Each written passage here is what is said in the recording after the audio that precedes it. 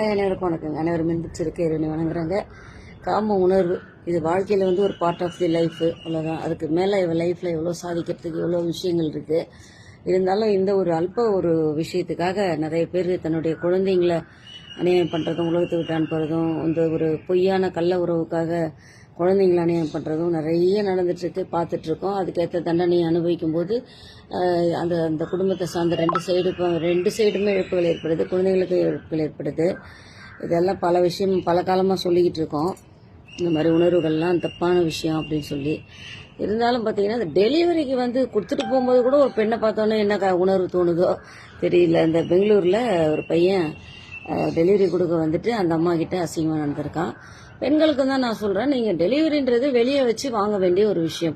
வந்த பொருளை சரி பார்த்து பே பண்ணிவிட்டு வாங்கிடலாம், இல்லை முன்னாடியே பே பண்ணுறோம். எப்படியோ ஒன்று வாசலுக்கு வெளியே வச்சு அனுப்ப வேண்டிய ஆளுங்களை எதுக்கு வீட்டுக்குள்ளே அவங்க அலோவ் பண்ணாங்கன்னு தெரியல. அவ்வளோ சீக்கிரம் அவருக்கு மைண்டு மாறிடுச்சு.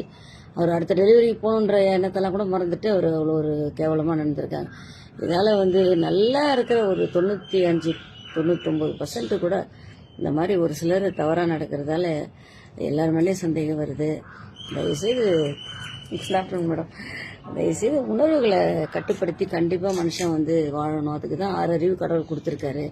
இப்போ வந்து விலங்குகளை விட கீழ்த்தரமாக 2 சைடுமே போயிட்டுருக்கிறத பார்க்கும்போது ரொம்ப வருத்தமாக இருக்குது. நல்லா கட்டுப்பாட்டுடன் வாழ்வோம், மனித நேயத்துடன் வாழ்வோம். ஓகேங்களா? Thank you so much.